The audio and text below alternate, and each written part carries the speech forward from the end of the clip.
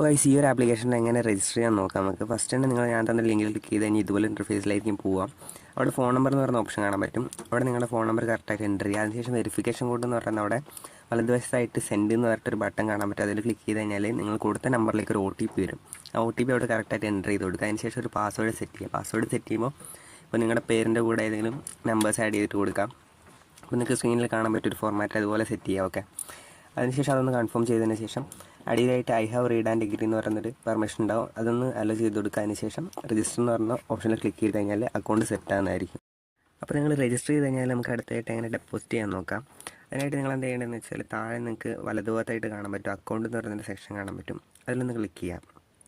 Okay, അതിൽ click ചെയ്താൽ ഇങ്ങനെ ഒരു ഇൻ്റർഫേസിലേക്ക് ആയിരിക്കും വരിക. അപ്പോൾ ഇവിടെ നിങ്ങൾക്ക് വാലറ്റിൻ്റെ ഇപ്പുറത്തായിട്ട് ഡെപ്പോസിറ്റ് എന്ന് പറയുന്ന ഓപ്ഷൻ കാണാൻ പറ്റും. അതിലൊന്ന് ക്ലിക്ക് ചെയ്യാം. അപ്പോൾ ഇങ്ങനെ ഒരു ഇൻ്റർഫേസ് ആയിരിക്കും കാണുക. അവിടെ നിങ്ങൾ UPI എന്നുള്ള ഓപ്ഷൻ സെലക്ട് ചെയ്യാം.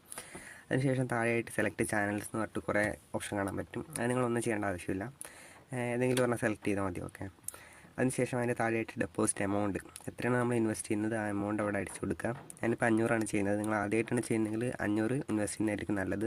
എപ്പോഴും നമുക്ക് ലെവൽ കീപ്പ് ചെയ്ത് കളിക്കാൻ ഹെൽപ്പ് ചെയ്യും. അപ്പോൾ അതിനുശേഷം Paytm ചൂസ് ചെയ്യാം. ഞാൻ Paytm ആണ് ചെയ്യുന്നത്. അതിനുശേഷം നിങ്ങൾ പേയ്മെൻറ്റ് കംപ്ലീറ്റ് ചെയ്യാം. അപ്പോൾ നിങ്ങൾ പേയ്മെൻറ്റ് കംപ്ലീറ്റ് ചെയ്ത് കഴിഞ്ഞാൽ നിങ്ങൾ എന്താ ചെയ്യേണ്ടതെന്ന് വെച്ചാൽ UPI റെഫറൻസ് നമ്പർ ഉണ്ടാവും. അപ്പോൾ അതൊന്ന് കോപ്പി ചെയ്ത് വെക്കണം. ഓക്കെ, അത് Paytm-ലാണെങ്കിൽ കോപ്പി ചെയ്യേണ്ട ഓപ്ഷൻ ഉണ്ട്. അതൊന്ന് കോപ്പി ചെയ്ത് വെക്കാം. അതിനുശേഷം നമ്മൾ നേരെ വെബ്സൈറ്റിലേക്ക് തിരിച്ചു വരിക. അപ്പോൾ ഇവിടെ ഇപ്പോൾ ഓൾറെഡി സക്സസ്ഫുൾ എന്ന് കാണിക്കുന്നുണ്ട്. അപ്പോൾ പിന്നെ കാര്യമില്ല.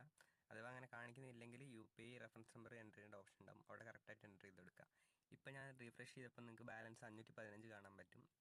15 രൂപ എന്താണെന്ന് വെച്ചാൽ നമ്മൾ ഡെപ്പോസിറ്റ് ചെയ്തതിൻ്റെ 3% നമുക്ക് ബോണസായിട്ട് തരുന്നതാണ്. ഓക്കെ, അപ്പോൾ നിങ്ങൾ എത്രയാണ് ഇൻവെസ്റ്റ് ചെയ്യുന്നത് അതിൻ്റെ 3% നിങ്ങൾക്ക് ബോണസ് കിട്ടും. അപ്പോൾ ഇങ്ങനെയാണ് ഡെപ്പോസിറ്റ് ചെയ്യേണ്ടത്. ഓക്കെ.